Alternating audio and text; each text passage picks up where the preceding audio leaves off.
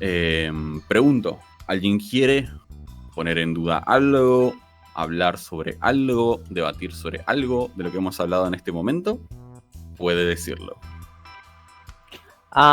Sí tenía una idea que justamente cuando estabas hablando, viste, esto de poner en escena, y también están dando los ejemplos de la Dungeon, que viste acordar justamente esa fucking Betrayal Rise que fue increíble, que fue esto de darle a cada uno su tiempo, o sea, el hecho de poder separar escenas, si es que por ejemplo la parte está separada, y que no sea como desequilibrado, ¿entendés? Que cada uno pueda como tener ese momento. ¿Hay una pregunta al respecto de eso? Sí, quería justamente. Sí, gracias, viste que la última vez vos implementaste este nuevo proceso que es eso de. Bueno, no es un nuevo proceso, es de, bueno, tienen límite 8 escenas. Mi pregunta era más o menos cómo vas nivelando eso especialmente, o cómo calculas, digo, bueno, son 8 escenas, digamos, en general. Bien, bueno. Mi respuesta a eso es, primero soy una persona muy obsesiva, así que lo que hago es lo siguiente. Yo sé exactamente cuánto va a durar una sesión, porque ya estoy creciendo y estoy cada vez como más vieji, y estoy como diciendo, bueno, yo llego hasta acá. Entonces sé que mis sesiones duran entre 3 horas y 4 horas como mucho. Siempre estoy mirando el tiempo, y mi intención en todas y cada una de las sesiones es que al menos cada uno de los personajes tenga una escena donde sea protagonista, antes de que termine la sesión. Esto significa que para las 3-4 horas no voy a dividir una hora por personaje, porque una hora de escena es mucho tiempo para una escena, a no ser que estén todos involucrados, que ahí me parece que está un poco mejor. Pero sí, el dividir un poco el tiempo y poner un límite de tiempo dentro del rol, no un timer como decir, uy, se acaba el mundo en tantas rondas, sino decir como, bueno, para llegar bien en horario, yo me voy a encargar de moderar esto. Esto es un recurso que, justo lo que menciona Leisus, es un recurso que tomé de un juego llamado Blades in the Dark, que utiliza un reloj de tiempo, básicamente, de cuánto falta para que algo suceda. Recientemente lo empecé a implementar, funcionó bien, al menos la última vez que lo utilicé, donde pongo un límite de escenas. Entonces fue como, ok, antes de, para que lleguemos a otro punto de la historia, para pasar de punto A a punto B, van a haber 8 escenas en total. Yo puedo decirles en orden, quizá nosotros usamos la plataforma Roll20, puedo decirles en orden de Roll20 que pasan, o puedo tirar un dado, o pueden decidir entre ustedes quiénes toman esas escenas. No importa lo que pase, llegando al final de la escena 8, voy a narrar cómo llegamos a la parte B. Entonces eso genera dos cosas. La primera es saber que hay un momento donde se va a llegar hasta ahí, y es cuando terminan las 8 escenas. Y lo segundo es avivar un poco a los personajes, a los jugadores, a que se pongan de acuerdo, a que estén atentos, atentas, atentes, de saber qué es lo que tienen que hacer específicamente. Porque tienen un cupo limitado de tiempo, porque tienen un cupo limitado de escenas hasta llegar a la parte B. Entonces tienen que achicar un poco sus ideas para llegar hasta ahí. Ahora, esto no es necesario que sea siempre así todas las sesiones. En este caso era para avanzar la trama, que le faltaba muy poco para llegar a un punto, y queríamos todos realmente llegar a ese punto, pero no es necesario utilizarlo en todas las sesiones. Eso vuelve al punto número 1, de siempre prestar atención, qué es lo que se está buscando. Para mí en ese momento teníamos todos ganas de llegar a ese punto B, en este caso llegar a un nuevo continente y empezar con la aventura ahí. Entonces surge este límite que me ayuda a mí como narrador y a mis players para saber como, bueno, esto va a pasar y va a pasar cuando pasen 8 escenas. Los relojes de Blades in the Dark tienen desde 2 escenas, 4 escenas, 6 escenas y 8 escenas. Eso está un poco dividido por los tiempos del juego. La verdad es que no he leído mucho las reglas del juego en sí, si bien me interesa. Pero tiene que ver un poco con cómo se lleva en juego. Es un juego que, por ejemplo, plantea algo bastante interesante. Es un juego de asaltos, por ejemplo, de heists en general, pero no se planean los heists. Se hacen los heists y se vuelve al pasado con esos tiempos para decidir qué se hubiera preparado en el momento en el que empieza, para lidiar con eso en tiempo real. Entonces es una forma de jugar. Eso es lo que yo aplico ahora. Yo soy muy obse del tiempo, soy muy obse de que mis jugadores la pasen bien, de que tengan todos al menos una escena para finalizar el día, al menos una donde puedan ser protagonistas totales, y después sí jugar con el resto de las escenas pendientes entre un par de personajes o todos los personajes y NPCs que están en el momento alrededor. Es un poco ir variando, teniendo en cuenta siempre, al menos desde mi parte, la vida real primero, el tiempo límite y a mis jugadores por encima. Si alguien se tiene que ir, si yo me tengo que ir, si no tengo tanta energía el día de hoy o si tengo mucha energía el día de hoy, irlo variando, irlo acomodando a lo que más nos sirve en el momento. No sé si eso responde a tu pregunta. Yeah. Muy bien. ¿Alguien más? Muy bien. Seguimos. Acá viene una parte que me gusta mucho. Que de esto hemos hablado hasta el cansancio. Y vayan a donde vayan, se habla hasta el cansancio de esto. Las expectativas y las dificultades. Una de las cosas más difíciles a la hora de narrar una aventura es poder cumplir o sentir haber cumplido con las expectativas de la mesa. Vamos a sincerarnos un poco. Hay muy pocos narradores.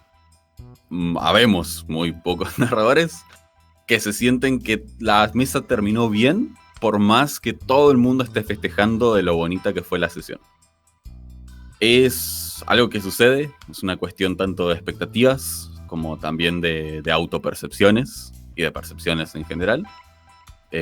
Y también es algo difícil con lo que lidiar, porque eso ya va por fuera de la mesa, va por nuestras personas, como también en parte sí la mesa, pero no mayormente la mesa. Pero se pueden hacer cosas en la mesa, previo a la misión, a la sesión, como posterior a las mismas, para hacer que esto sea mucho más saludable y que sea útil a las expectativas y las dificultades. Por ejemplo, el concepto de sesiones cero hoy es bastante popular, ahora que se ha popularizado mucho más, que el mundo de los juegos de mesa de rol están mucho más en el mainstream. Las sesiones cero también les acompañan de esa manera.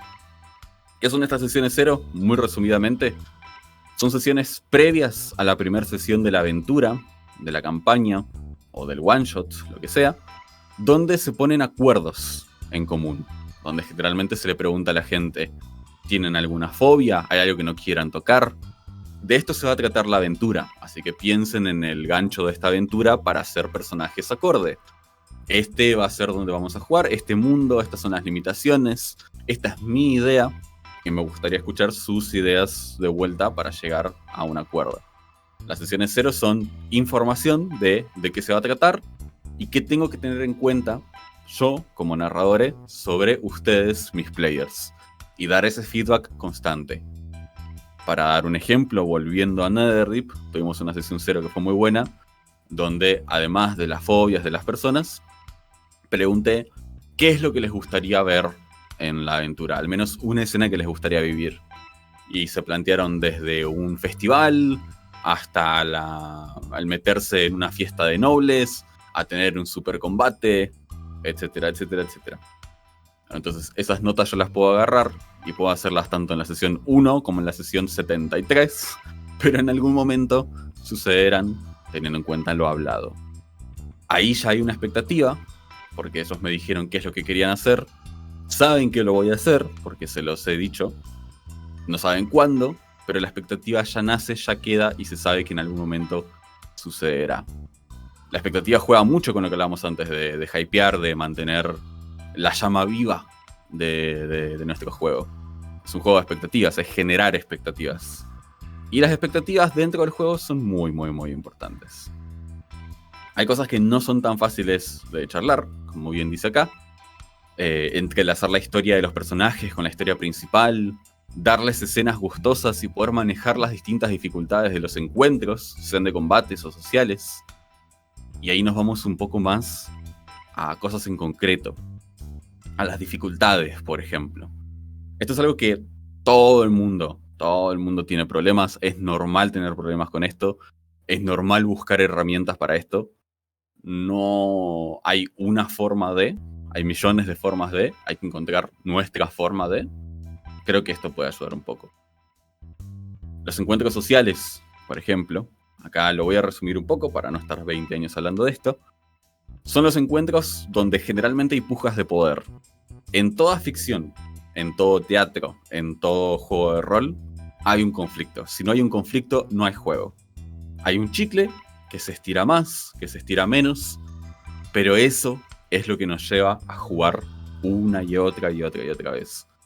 Los encuentros sociales son donde este chicle es mucho más evidente, donde este chicle realmente se hace presente y se hace presente en formas que no tienen que ver tanto con los daños, con los ataques, con un combate, sino con una charla muy incómoda con mi padre que no veo hace años y con todo mi grupo alrededor, con el negociar con alguien que odiamos porque sabemos que nos puede ayudar a hacer algo bueno por más que no lo queremos para nada, con situaciones que necesitamos que las consecuencias sean buenas y lo que tenemos que hacer para llegar a esas consecuencias no nos gusta nada. Ese tipo de situaciones sociales, encuentros sociales, como también algunos mucho más pequeños, ¿no? Donde son simplemente sacarle información a alguien en una taberna, son situaciones que también cuentan como encuentros. No limitar los encuentros a un combate es muy importante. Entonces, está bueno tenerlo en cuenta. Acá pone, por ejemplo, cómo llevarlas a cabo. El primer punto es prestar mucha atención al personaje que protagoniza este conflicto. Yo antes decía que al menos intento que cada uno de mis jugadores, de los personajes, tengan una escena antes de terminar una sesión. Bueno, acá aplica lo mismo. Hay que ver qué personaje va a recibir este conflicto, este encuentro social, y adaptarlo un poco hacia eso. Porque no se trata de poner un NPC que a mí me gusta mucho como narrador. Es decir, este NPC me encanta y que solamente imponga su personalidad y no genere nada. No, se trata de que avance la historia, de que avance ese personaje, de que la charla con mi padre, que no veo hace mucho, sea súper incómoda, pero que después de la incomodidad tenga nuevas herramientas para avanzar, tenga nueva información en mi historia, tenga algo que valga la pena haber hecho eso antes. Algo que realmente, por más mal que le haya pasado, vale la pena. Esos son los encuentros sociales. Y son encuentros muy importantes que no hay que olvidar en absoluto. Porque los encuentros sociales tienen lo que para mí es la parte más importante de cualquier juego de rol, que son los NPCs. Que ahora vamos a tocarlos bien. Pero los NPCs, que es nuestra forma directa de interactuar con los personajes de nuestros jugadores dentro del juego, son las herramientas fundamentales, son los amores, los villanos, las cosas buenas, las cosas malas, los que tenemos que detener, los que tenemos que ayudar, los que nos van a traicionar, los que vamos a traicionar en toda la aventura, y son los que nos van a generar estas situaciones sociales la mayor parte del tiempo. También en los combates, y ahí vamos un poco a eso. Pero sí hay que tener en cuenta una regla muy particular, y esto se aplica a muchas cosas en la vida, que es, si no suma este encuentro, si no suma este NPC, está restando. Si hay algo o alguien que no está sumando a la escena, de los NPCs me refiero, no ayuda a que el juego avance. Si solamente es una decoración, si solamente es un power play, no ayuda. Y hay que cortarlo de raíz. ¿Puede pasar? Sí, puede pasar. ¿Se le puede dar una redención? Totalmente. Si a veces hay NPCs que no le gusta la party o que termina siendo muy diferente a lo que se esperaba y no genera ese efecto, quizá el segundo encuentro con este NPC ya haya cambiado un poco, no exageradamente mucho porque si no sería muy notorio, pero haya cambiado un poco y presente un poco más al grupo la segunda vez. Bien, algo a recordar que ya habíamos hablado antes. La tensión no va a aparecer solamente cuando haya chances de morir. Fallar esa charla con nuestro padre que no vemos hace mucho, o fallar sacar información en una taberna va a generar consecuencias, como hablábamos antes. Quizá puede terminar en golpes morales a nuestros personajes, puede terminar en golpes económicos, puede también generar un combate. Hay que tener en cuenta eso, que no solamente es la muerte el problema, sino fallar en general. Y bien, esto ya lo habíamos hablado, que es tener en cuenta que si el foco está en una persona, en un personaje, no olvidar que hay un grupo entero. A buscar una forma de meterlos en esa situación o darles tiempo en sus siguientes escenas de la misma manera que lo hiciste con este personaje. Algo que puedan hacer además de observar. Y hay un montón de personas que les gusta estar ahí observando, sí, totalmente, y no tienen por qué ser partícipes activos de cada escena, totalmente. Está súper bien también. Pero sí es importante tener en cuenta que si el foco está en alguien durante mucho tiempo, hay que prestar atención para ver a quién está siendo más afectado en mi mesa en ese momento, para poder darle la siguiente escena o el siguiente pie, para que no se aburra, para que tenga una idea que proponer en ese momento. Así que siempre terminamos volviendo lo mismo, de prestar atención y de la comunicación. Ven lo importante que es el cómo se ambienta esta escena, usando la música, la descripción, el roleplay, siempre va a ser, siempre va a agregarle sabor, pero hay que recordar la parte más importante. La escena tiene que aportar para un avance en las historias o en la historia del personaje. Tiene que haber un conflicto bien marcado. Si el conflicto no se entiende, los players no van a entender para qué fue esa escena y va a ser tiempo perdido en el limitado tiempo que tenemos para jugar. Prestar atención a qué quiere el grupo, hacia dónde quieren ir, lo que no significa dárselos fácilmente, sino que ver qué quieren y ver cómo meter ese conflicto, ese chicle, para que cada vez sea más difícil que lo consigan, pero que lo terminen consiguiendo y que todo el esfuerzo valga la pena. E independientemente del resultado, siempre disfrutar de la escena. Siempre también volvemos a eso. Somos un jugador, una jugadora, un jugador más en la escena. Tenemos que disfrutarlo. ¿Alguien quiere hablar sobre algo de eso? Antes de continuar con los encuentros de combate.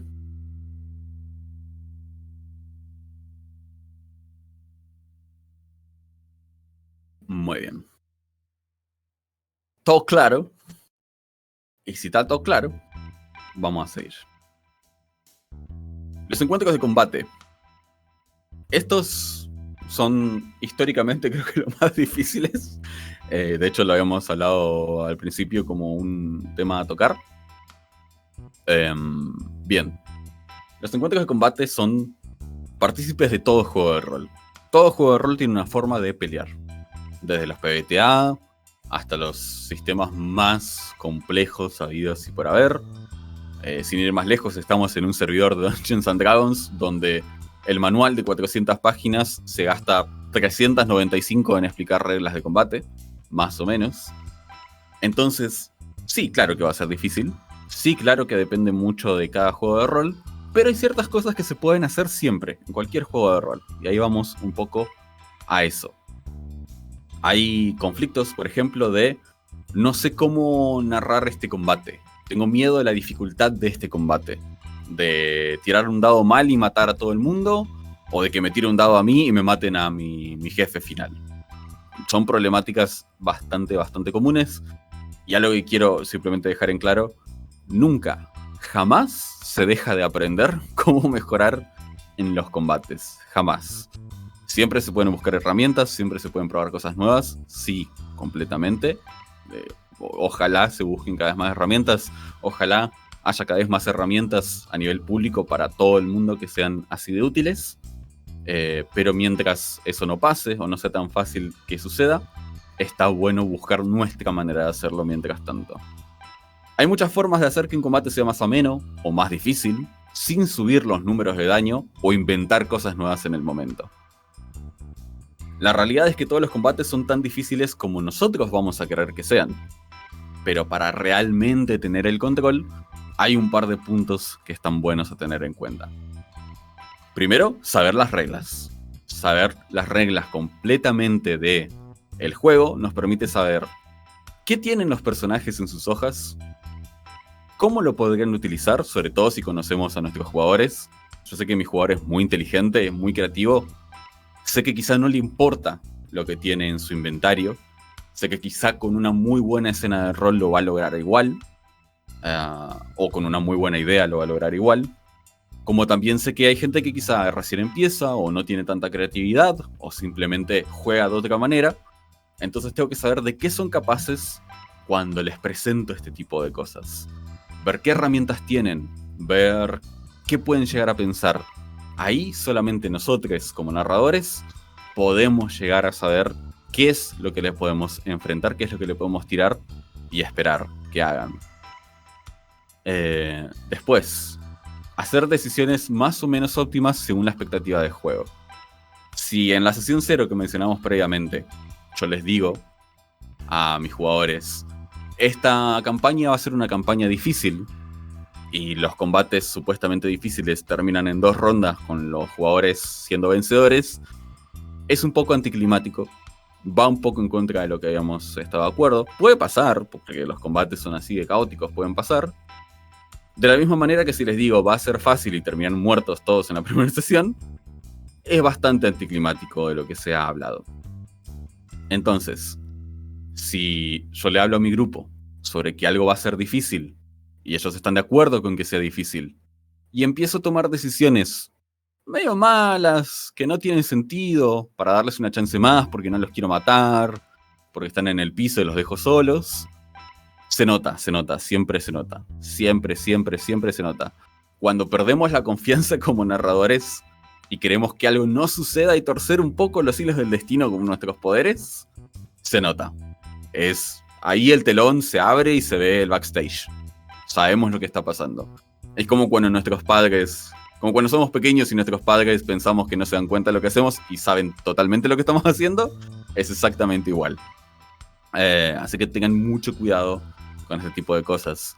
Pero si son jugadores nuevos, al revés, o el combate realmente no es determinante en este momento, no apoya a la trama, o realmente es solo un random encounter porque hay que ganar tiempo con algo, hay bastantes chances ahí de darles respiros.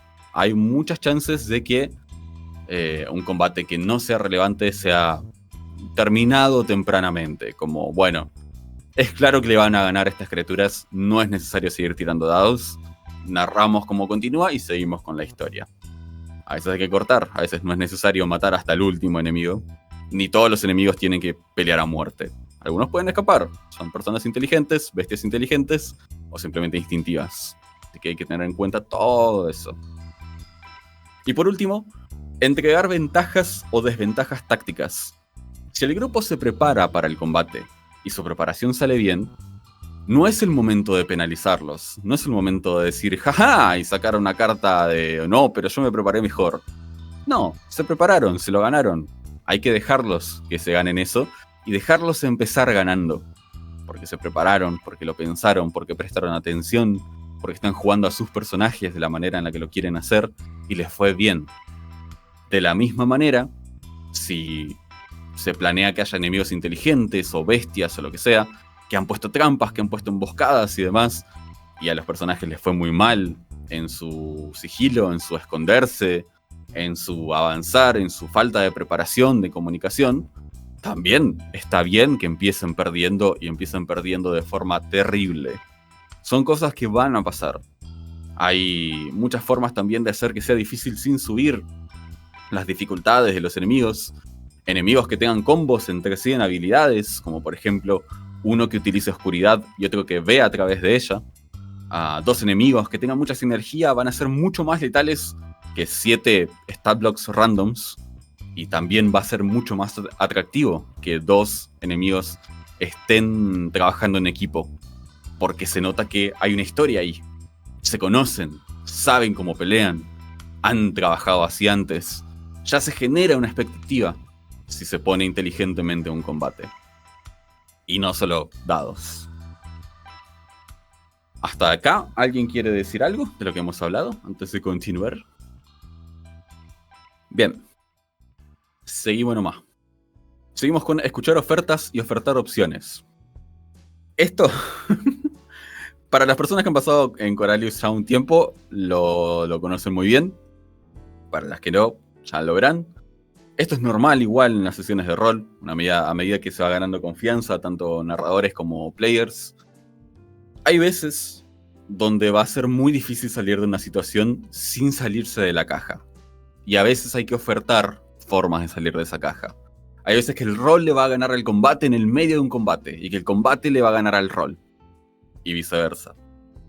Si hay un personaje que tiene una idea, un jugador que tiene una idea, y la idea tiene sentido, sobre todo, esta es la parte importante, si la idea tiene sentido de lo que te plantean hacer, hay muchas chances de poder dejarles hacerlo y ver qué pasa. Todos los sistemas de juego van a tener una forma de dejar que les dejes a tus jugadores hacer lo que quieren hacer. Si tiene sentido. Si no tiene sentido, tenemos la carta clara como Masters de decir no. No podés, porque no tiene sentido. Eso está muy bueno tenerlo en cuenta, porque a veces quizá permitirles cosas que no tienen sentido va a ser un chiste recurrente durante mucho tiempo, que te va a perseguir durante mucho tiempo, al igual que el revés. Si tuvieron una muy buena idea y quizá ese personaje termina muy mal, va a haber una recriminación de mi idea tenía sentido, solamente no me dejaron por capricho. Están ambos espectros, siempre hay un extremo de espectros, así que está bueno buscar el intermedio de cuándo decir que sí y cuándo decir que no. Es importante poder decir que no. Como narradores tenemos que saber decir no, de la misma manera que tenemos que saber decir sí y saber decir sí y, que ahora vamos a hablar un poco de eso, un poquito más adelante. Donkey dice, quiero utilizar 2 escudos pesados, tirarme de una aeronave y planear para pegarle al enemigo. ¿Puedo hacerlo, Master? Depende de qué tan aerodinámico seas, pero voy a asumir que no. Eso es en general. Bueno, también muchos juegos de rol tienen ventajas mecánicas. En Dungeons & Dragons está la inspiración. En este que yo hablaba antes, ICRPG, está la moneda de héroe, que es parecida a la inspiración de D&D. Donde permite volver a lanzar un dado, o donde permite tener una ventaja mayor. También una forma de hacer situaciones sociales que tengan una recompensa más fuerte es, si el roleo es muy bueno, a veces ni siquiera hacerles tirar dado a los personajes, o bajarles mucho la dificultad de lo que quieren hacer, gracias a lo que han roleado como una recompensa. Así que es muy importante tener todo eso en cuenta.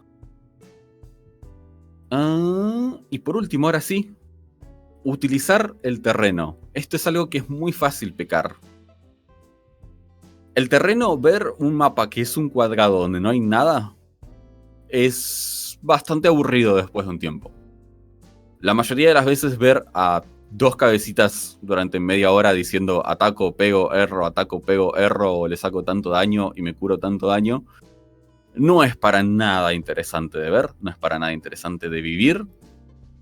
Y el terreno puede ayudar mucho a esto. Utilizar diferentes niveles, que alguien esté volando, alguien esté en el piso, alguien se meta bajo el agua, alguien pase por debajo de la tierra, aprovechar pasillos cortos, poner trampas, pensar en cómo se prepararían nuestros enemigos. Ir a un campamento de bandidos y no encontrarnos una sola trampa de oso. Es muy raro. Ir a un campamento de cazadores y que no tengan un montón de trampas y alertas y alarmas y básicamente preparados para una emboscada, como lo harían los personajes. En cierto modo es entendible con un grupo nuevo, pero realmente tiene sentido que suceda. Que se preparen, que todo el mundo se prepara en lo salvaje, sea en la situación que sea en un juego espacial, como así también en uno medieval, con uno prehistórico, lo que sea. Hay una cierta preparación que hay que tener en cuenta. Y el terreno es muy, muy, muy importante para esto.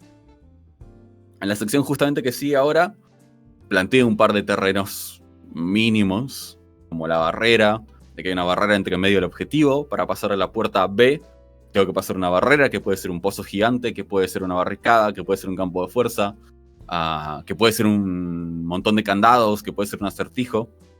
Eso es como una posibilidad. Enredaderas en las paredes. Si no pasas por el medio te agarran las paredes, pero hay un enemigo en el medio que te tira contra las paredes. como una de las posibilidades. Candados, no puedes pasar a la siguiente habitación hasta que encuentres la llave o hasta que puedas forzar la cerradura de alguna manera. Una emboscada, enemigos inteligentes que se preparan llamándole la atención al grupo y de repente hay 4 más a la vuelta de la esquina.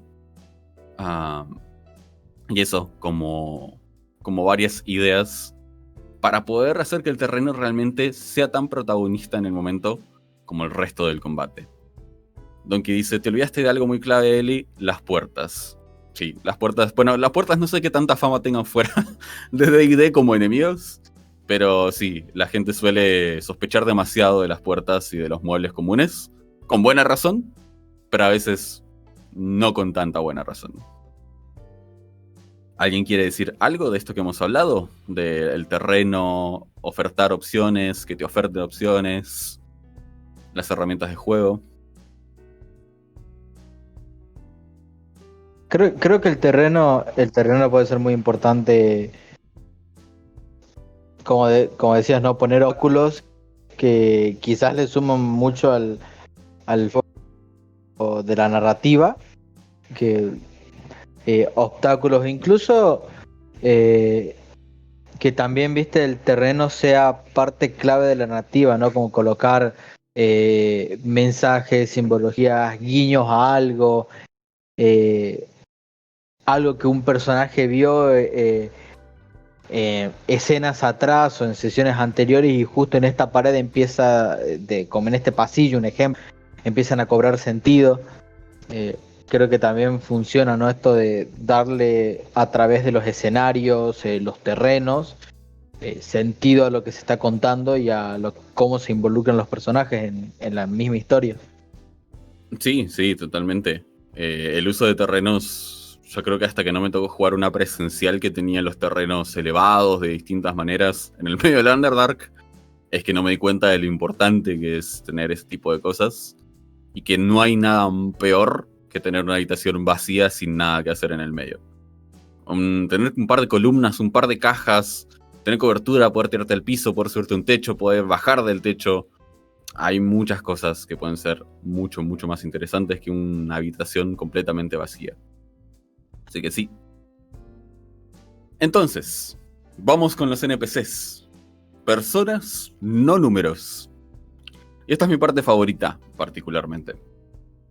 Si nosotros, como narradores, somos el corazón y nuestros jugadores son la sangre del juego, creo que también juegan una parte muy importante los NPCs, siendo parte de la sangre del juego, siendo quizá gran parte del esqueleto y los músculos del mismo. Mueve casi toda la aventura, casi todo es gracias a un NPC, al menos el llevar a los personajes hacia adelante, los jefes finales, los principales, los conflictos. Todo nace de los NPCs. Los NPCs, non-player characters, o en español personajes no jugadores, son todos. Son los buenos, son los malos, son los moralmente grises, son la familia de los personajes, son el amante de otro personaje. Son quienes mueven la historia a la espera de los personajes para complejizar y avanzar la historia de una forma mucho mayor que si ellos no estuvieran. Hay muchas cosas que se pueden decir sobre los NPCs, pero hay muchos tips que se pueden utilizar para ayudar a crear estos NPCs. Para empezar, son personas que están adentro del mundo que narramos. ¿Dónde están? ¿Por qué están ahí? Los objetivos que tienen, los medios para llegar a ellos. Todo eso les va a dar vida. ¿Por qué hay 3 guardias fuera de su rotación? ¿De qué están hablando? ¿Quiénes son? Aparte de ser guardias. Si tengo un NPC que es simplemente alguien que parece estar pidiendo monedas en la calle, hay una clásica que es que te va a intentar robar, pero también hay otra que puede ser que esté hablando sobre algo que tiene que ver con la siguiente misión de los jugadores, y ni siquiera lo saben en el momento, que se enteren después de terminar la primera misión. Terminando la primera misión se enteran de que ese vagabundo tenía información sobre esto que acaba de pasar, y ahora todo es bastante más relevante. Siguen siendo herramientas de narración, así que tienen que tener propósitos. Los NPCs que están ahí para estar ahí realmente no cumplen ninguna función. Por eso, básicamente aconseja que si van a poner NPCs, tengan una función. Así sea un combate, así sea una charla, así sea motivar a alguien a hablar o a tener un debate con algo. Los NPCs son gran parte de ese corazón del juego. Y hay una fórmula, justo en este documento, El arte de dirigir, es una fórmula utilizada en un par de talleres antes, que se puede utilizar con todo NPC, todo personaje de ficción, y poder desglosarlos un poco para ver quiénes son realmente, qué es lo que quieren hacer, cuál es su intención real, cuál es su intención falsa, qué muestran hacia afuera y qué muestran hacia adentro. La fórmula, quiero aclarar que no hay una sola fórmula, pero hay una forma de hacerlo, que es esta que al menos quiero presentar ahí, que es pensar en qué dicen los personajes. Es algo que se ve en la superficie, puede ser algo que dicen literalmente, pueden ser sus propias personalidades. Si yo veo a alguien que va pomposamente riéndose por ahí con un montón de anillos, de aritos y de ropas muy caras, como mínimo voy a pensar que ese NPC es un rico, es un noble, es un millonario, y eso es lo que me está diciendo con esa descripción, con su personalidad. Después está lo que no dicen, que es lo que hay detrás de esa máscara. Esto es lo que piensan, esto es lo que se resguardan. Puede ser algo que ni siquiera se han dado cuenta estas mismas personas. Y después está lo que activamente ocultan. Esto es un secreto. A veces es un secreto incluso para los mismos NPCs. Es algo que se mantiene oculto a propósito, sea por un gusto culposo, un hecho maligno, algo opuesto a lo que aparentan, o una verdad que no quieren que se sepa, o cosas similares a eso. Hay un par de ejemplos en el documento. Por ejemplo, un NPC que me tocó narrar en una campaña que teníamos antes, llamada Millicent Serpenguin, donde lo que se ve es que dice que siempre va a proteger a su anda. Por el otro lado, lo que no dice es que es una alcohólica depresiva. Y el secreto que tiene es que activamente oculta su pasado por miedo a la repercusión y a revivir memorias. Entonces es a alguien que vamos a ver siempre peleona, divertida, juguetona como personaje, pero que realmente es un personaje mucho más profundo que eso y no se va a ver a primera instancia todo esto. Eso se puede aplicar con cualquier personaje de ficción. Si tienen un libro a mano o estuvieron viendo una serie recientemente, pueden hacer lo mismo con los personajes de ahí y desglosarlos. ¿Qué están mostrando? ¿Qué no están mostrando? ¿Qué secreto tienen? Y así darle mucho más personalidad a nuestros personajes y poder empezar a meternos en la mente de los mismos para saber cómo seguir actuando al respecto. Esa es la parte de los NPCs. Como dije, se puede aplicar a todo personaje de ficción, así que está bueno tenerlo en cuenta, poder utilizarlo. Es una fórmula, de nuevo, no hay una sola fórmula para todo, esta es una de miles. A mí me ha servido, me sigue sirviendo y espero que a ustedes también. Por el otro lado, para continuar un poco, y que ahora vamos a empezar a tocar algo que preguntó Vaikus en un principio, el cómo y qué preparar. Esto puede debatirse mucho porque va a depender mucho de nuestras formas de narrar, pero vamos a hablar de cómo parte una escena para saber qué se puede preparar y qué no, qué nos conviene y qué no. La escena por parte es compuesta por ciertas cositas. Primero, para empezar, pensamos en cuál es el propósito de esta escena. ¿Qué es lo interesante que va a pasar en esta escena? Si es que va a pasar algo interesante. Porque puede ser que una vez que la acción cambie hacia otra escena, le agarre de sorpresa a uno de los personajes esta nueva escena y quizá no tenga una idea de qué quiere hacer por su cuenta. Quizá busque un pie. Entonces nuestra tarea es pensar, ok, ¿cuál es ese pie? ¿Cómo te puedo llevar hasta ahí? Como regla general, los personajes siempre van a crear sus propias escenas. Se dicen, bueno, voy a buscar a la capitana para pedirle información sobre los asesinatos en el puerto. Eso ya nos dice qué es lo que quiere, cuál es el próximo objetivo, con quién se deberían encontrar y dónde se deberían encontrar. A veces las propuestas van a ser más vagas y simplemente van a ser algo como voy al puerto, sin decirnos para qué, sin decirnos con quién, sin decirnos qué objetivo. Se puede trabajar con eso, es un poco más difícil, así que ahí está bueno también pedirle detalles, una forma al personaje, al jugador, a la jugadora, al jugador, de qué es lo que exactamente está buscando. Una herramienta muy simple es simplemente preguntarlo. Preguntar cuál es tu intención yendo hacia ahí. Y una vez que aclaren eso, poder ir y llevarlos para aquel lado. Nos toca encaminar esas propuestas vagas y convertirlas en una realidad. Después, aparte de que compone a la escena, están la acción, los actores y los protagonistas. Repito, la acción, los actores y los protagonistas. ¿Qué es una acción? Es la propuesta de un personaje para continuar la narrativa que propone la sesión. Un personaje se le presenta una situación y este personaje va a reaccionar acorde para tratar de resolverla.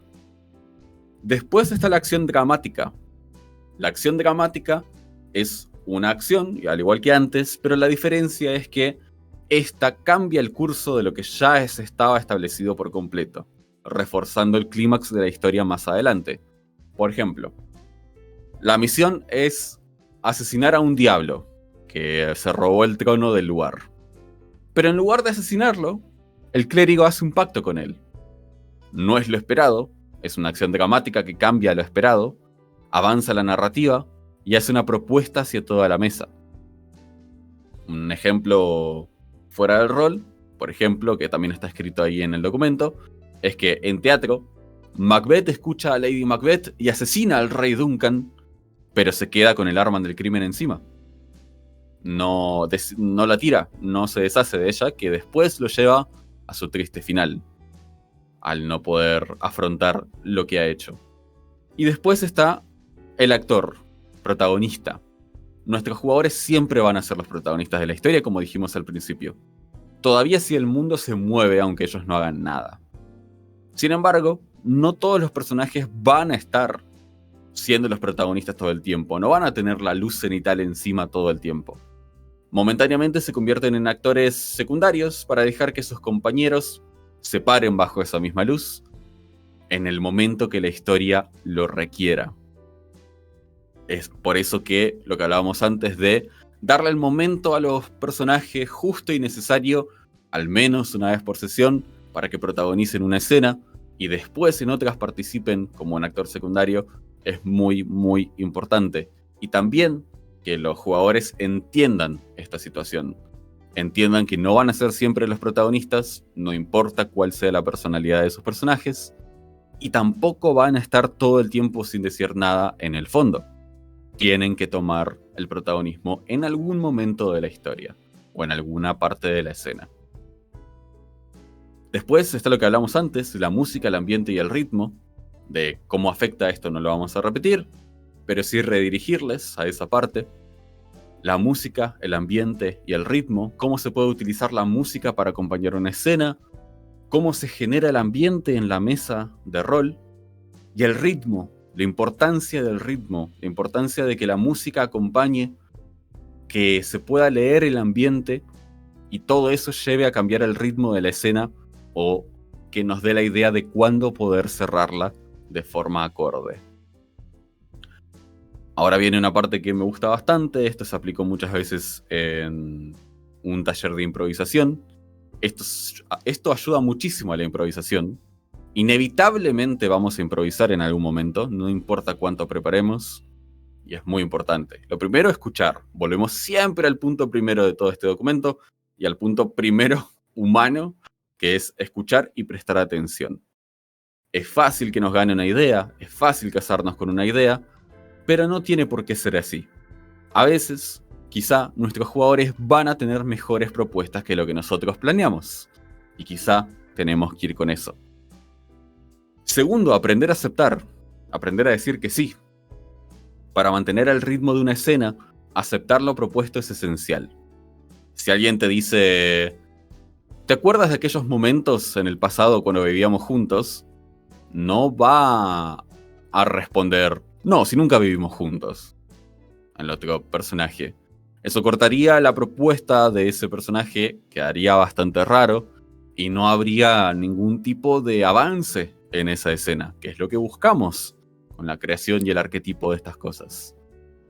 Entonces, poder sumar, poder decir que sí, nos va a permitir decir sí, recuerdo aquel momento donde me lanzaste una bebida en la ropa, lo recuerdo perfectamente, y se genere una escena a partir de esa respuesta en el momento.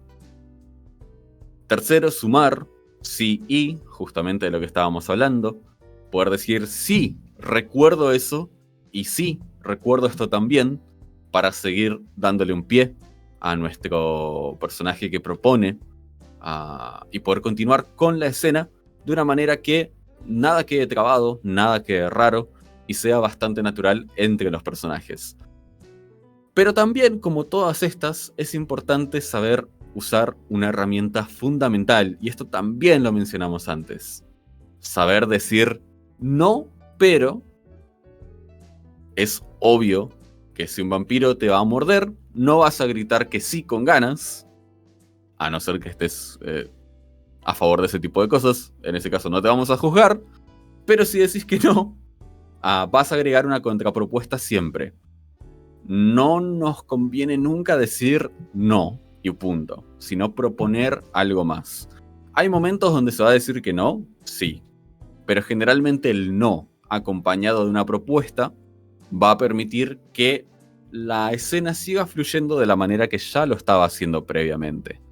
Poder proponer una idea, sea aceptada o no, permite que la mesa pueda continuar la escena, la situación y ver cómo pueden resolverlo, ya que su opción principal les fue negada. También se puede utilizar mucho esto, el no pero, para evitar cosas que puedan romper con la inmersión de la escena, justamente.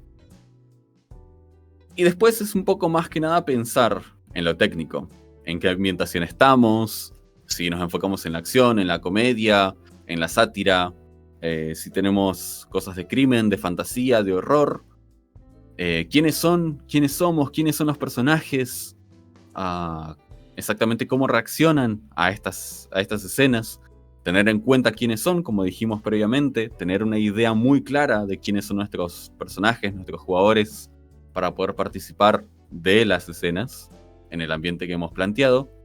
Y más que nada importante es el dónde estamos. Prestando atención y comunicándonos de forma acorde, siempre van a saber dónde están y qué es lo que tienen que hacer para poder completar la misión que tienen ahí adelante. En el esquema también presentado hay un momento donde habla sobre subir el peligro, donde no solamente es peligroso, sino que es más peligroso de lo que parecía inicialmente.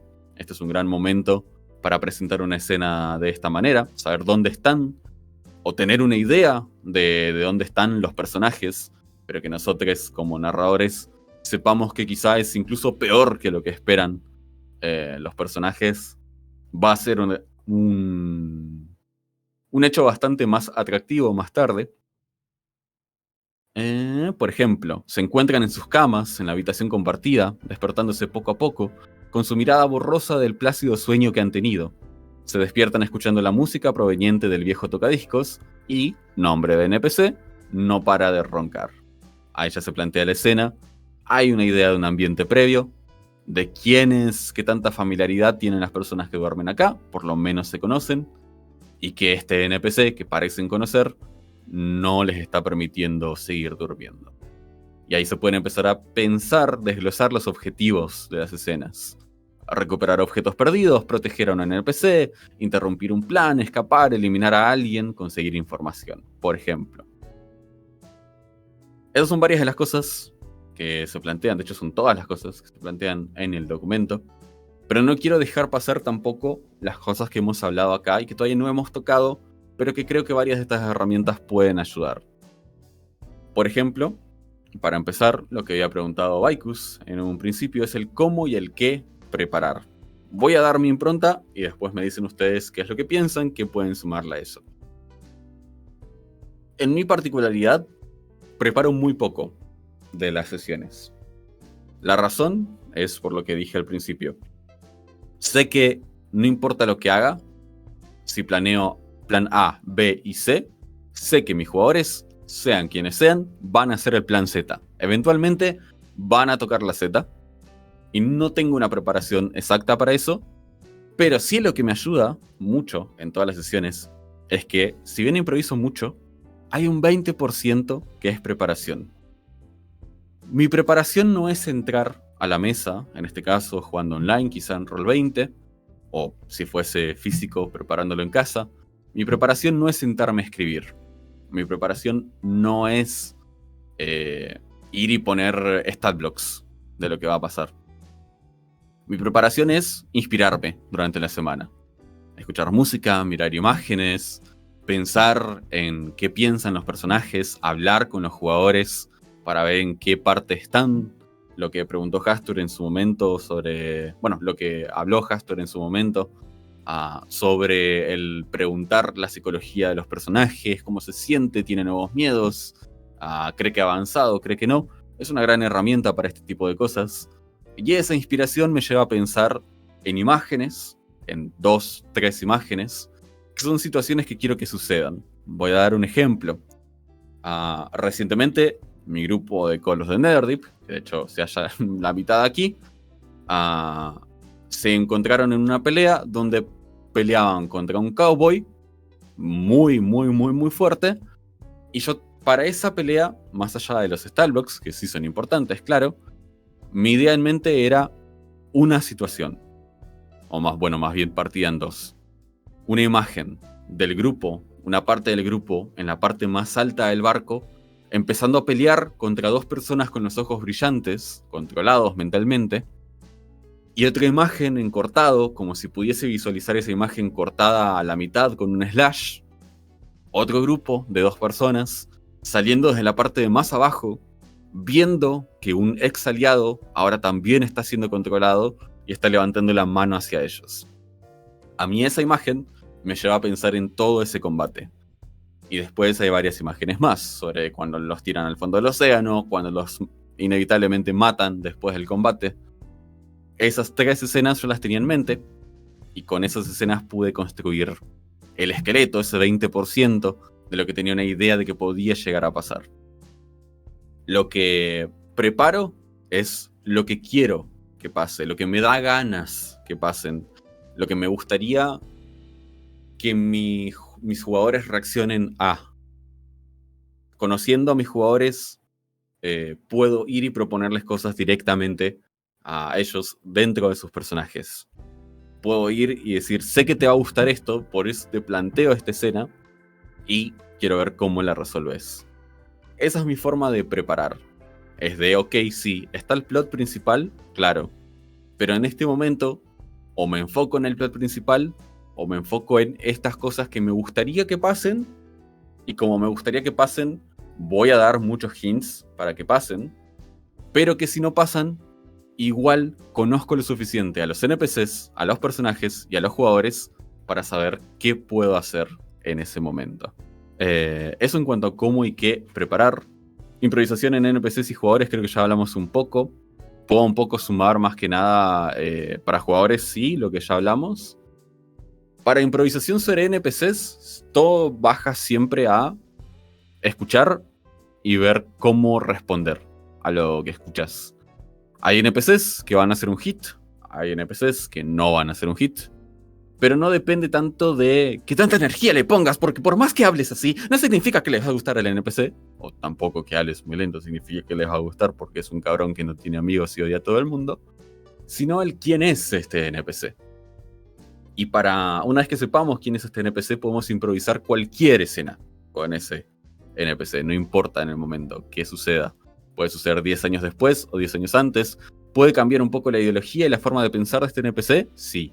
Totalmente, debería después de 10 años de vida. Pero no va a dejar de ser en su corazón el mismo NPC que se encontraron la primera vez.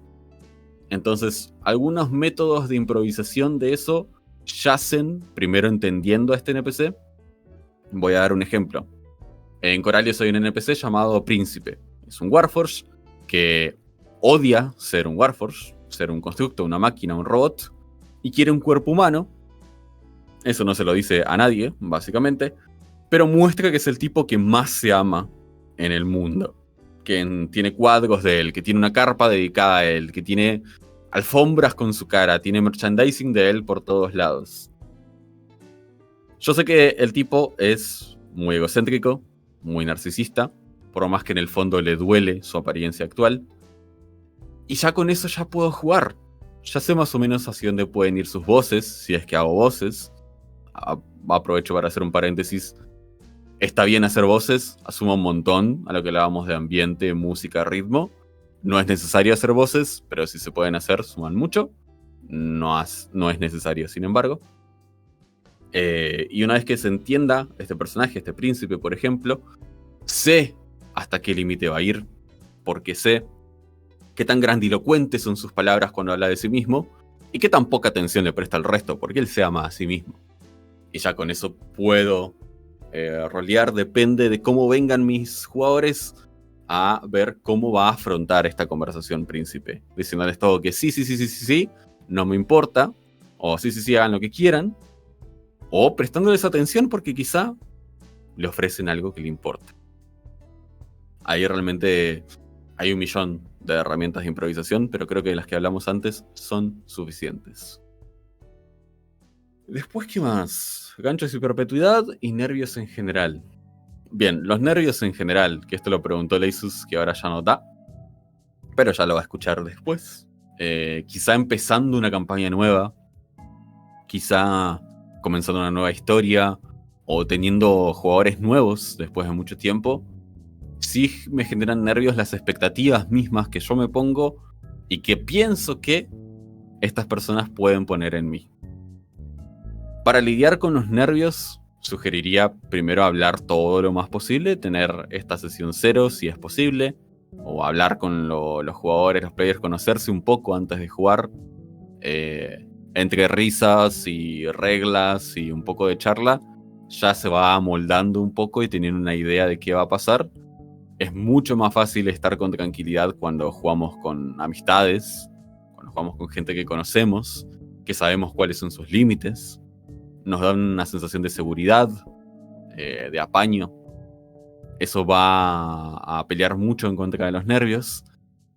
Y lo otro que sí puedo decir, porque lo he hecho, lo hago constantemente, es crear un personaje. La frase de fake it until you make it, de crear un personaje DM, de decir, yo como DM hoy voy a hacer la mejor sesión del mundo, como DM soy increíble, a vos te digo que no, a vos te digo que sí, y acá lo negociamos. En lo personal, yo como Eli creo que tengo ese personaje de DM, que es mucho más villano a la hora de ser DM, te escucho y si no tiene sentido, no me importa, seguimos con personaje. Te estás tardando mucho en contestar, te voy a meter presión para que contestes y si no, paso al siguiente. Todo con cierto nivel de respeto, todo con cierto nivel de cariño, pero ante todo teniendo en cuenta que quien manda en esta mesa al final del día, quien te dice sí podés, no podés y, o sí podés y, va a ser quien narre. En este ejemplo sería, por mi caso, mi persona. Eso en cuanto a los nervios. Poder ir a la mesa y decir, uy, la sesión de hoy va a estar recontra re buena. Ya te da la seguridad a vos, le da hype a tus jugadores, a tus personajes. Y es mucho más difícil tener nervios por algo que tenés ganas de hacer. Si las ganas le ganan a los nervios, van a ser mucho menos notorios. Hacer las cosas con ganas, con pasión, va a ser elemental para poder narrar sin nervios. No sé si alguien quiere sumar algo a eso. Yo me sigo poniendo nerviosa cada vez que voy a correr. Y cada vez que preparo algo me pregunto a mí misma si será suficiente, si será bueno. Y hay mucho miedo de arruinar la sesión por, no sé, no cumplir con las expectativas ajenas o propias. Creo que son las peores. Pero creo que algo que a mí me ha servido por lo menos es me sentir que siempre que estoy narrando, le estoy narrando a mis mejores amigos. O sea, generalmente es así, porque tengo la fortuna de jugar con gente que ya me conoce, que ya me tiene confianza y cosas de esa índole. Pero cuando me tocó masterear a la gente que no conocía, a gente de otro server o personas que ni siquiera había escuchado su voz por alguna vez, los nervios a veces te ganan. Y ahí lo que hice, bueno, fue respirar bien profundo, empezar a narrar. Casi siempre el inicio es como lo que a mí más me cuesta, después me suelto, después dejo que la gente rolee y voy sintiendo el humor de la mesa. Pero creo que el mejor consejo para los nervios es no tengan miedo a fallar, porque aún en los fallos se encuentran anécdotas y escenas graciosas o momentos que te sirven para el futuro. Eh, Al menos ese es como mi punto de vista. Así se sirva. Sí, sí, totalmente todo eso sirve. No quiero ser muy pesado sumando cosas, pero justamente dijiste algo que me parece fundamental a la hora de masterear o de narrar una sesión.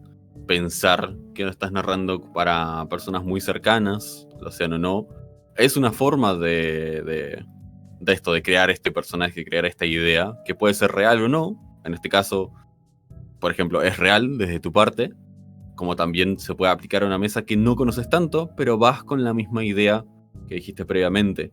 Entonces volvemos a la parte de no hay que tener miedo a fallar, porque vamos a fallar, Un montón. porque es inevitable, pero de eso se aprende. Y ahí la parte más importante es la comunicación, porque donde hay un fallo, tiene que haber un grupo que sea capaz de decir, esto falló, esto a mí no me gustó, esto a mí sí me gustó. También como está bueno marcar esto, ¿no? Se puede criticar las cosas buenas y las malas por igual, y fallar se va a fallar. Errarle se le va a errar, y a medida que mientras más le erres, Sí, mejor vas a poder hacer tu siguiente sesión. sí. De los errores se aprende. Yo creo que empecé siendo máster a tropezones. Ahora ya solo me tropiezo de vez en cuando. Pero sí, no tengan miedo a que les digan, no sé, que su sesión fue como jugar con una piñeta porque ese dragón no tenía nada de dragón. O que porque hay un titán que solo te hace 4 puntos de daño. Porque no tiene sentido. Son cosas que se aprenden con la práctica realmente. Sí. Y para bien o para mal dan anécdotas que contar y cosas de las cuales reírse, así que anímense. Totalmente. Y creo que lo último que habían preguntado era sobre los ganchos y la perpetuidad. Creo que lo había preguntado Donkey. Sobre los ganchos y la perpetuidad. Bien, yo ahí tengo muchas opiniones, así que podemos debatir mucho de eso o no. Los ganchos. Generalmente los ganchos van a haber uno principal y otros menores. Y con esto me refiero a... El gancho principal va a ser la historia del juego. El por qué se junta este grupo de personas a solucionar algo, o a escapar de algo, o a salvar algo. Pero después están los ganchos menores, que no son menores de forma despectiva, son menores en comparación al gancho principal. Son los ganchos de backstories, de las historias de los personajes. Son el gancho que lleva a ciertos personajes a salir a la aventura, o a escapar de la misma, o a estar donde está el día de hoy, realmente. Hay que tener mucho cuidado con cómo se llevan a cabo la continuación de estos ganchos, porque lo más normal es o que se cierren antes de tiempo, antes de que realmente sea satisfactorio, que al menos en mi experiencia es lo que más he visto.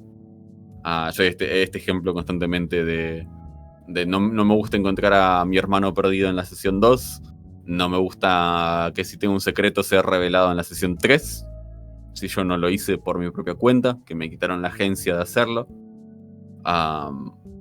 Y de esa manera es difícil llevarlo, pero está bueno llevar siempre constantemente la idea de en algún momento esto va a pasar y va a ser increíble. Cuando llegue este gancho, cuando aparezca ese familiar perdido, cuando ese secreto se conozca de alguna manera. Y la forma de hacer que estos ganchos realmente pesen es darles tiempo. Es darles tiempo. Si el gancho se resuelve en una misión, no es suficiente tiempo. Si sé que tengo que buscar a alguien, mi misión para buscar a ese alguien no puede ser que empiece yo con muy poca información y termine en la misma sesión o en la siguiente ya encontrando a esa persona. No, tengo que encontrar a alguien que alguna vez se enteró de que mi hermano pasó por acá, de que tenía cierto nivel de información, que se lo veía un poco distinto, pero que claramente era la misma persona.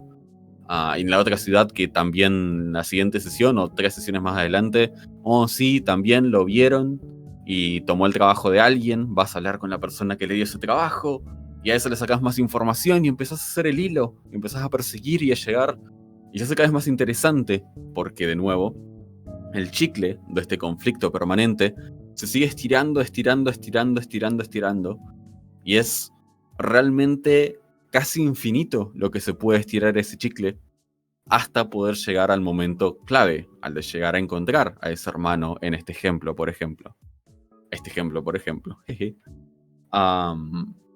Por eso llevar ganchos en el tiempo es difícil porque requieren tiempo, requieren cariño, requieren recursos, requiere poder, como a cualquier planta, darle tiempo a crecer y recién después tomar sus frutos. De esa manera, mi consejo es poner los ganchos del momento 1, si ya lo pusieron en su backstory mejor. El gancho principal de la historia no debería tardar más de 1 o 2 sesiones en aparecer, a no ser que haya algo más interesante de por medio. Pero realmente pensar en que los ganchos deberían cerrarse ya cuando se está por cerrar el principal también. Que en el momento que se cierre el último gancho menor, sea la apertura de la puerta para cerrar el gancho principal. Que el último arco de personaje, que el último momento de personaje, sea lo que desbloquee el pase al gancho final.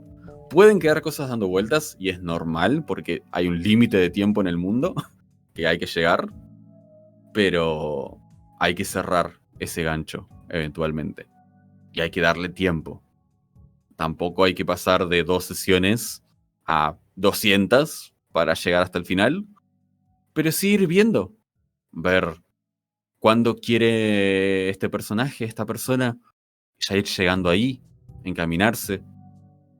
¿Hace cuánto que no recibe información? ¿Hace cuánto que sí? ¿Cuándo fue la última vez? ¿Qué tanto foco le puede dar a esa persona? ¿Qué tanto foco le puede dar a la siguiente?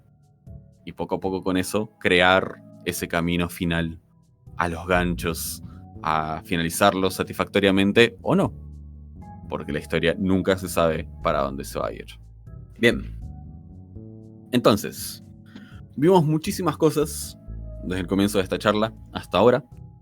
Casi todas se tocan en el archivo del arte de dirigir, que lo van a poder encontrar en la descripción del videíto, que estará siendo publicado un poco más tarde, después de editar lo que es este audio. Todas estas herramientas son para utilizarse. Si quieren utilizar ese documento en sus casas, con sus amigos, lo que sea, compartirlo, adelante. No tiene ninguna especie de copyright ni nada extraño. Así que pueden usarlo para lo que quieran. La idea siempre es generar más rol, que la gente juegue rol, que tenga más ganas de hacerlo y que tengan las herramientas para hacerlo.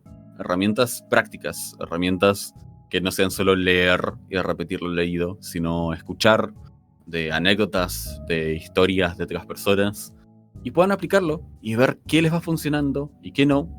Pero recordar que al final del día es un juego de dados, es un juego de rol, para estar entre amigos, para conocer gente nueva y para contar historias, toda la mesa completa, incluidos nosotros como narradores de juego.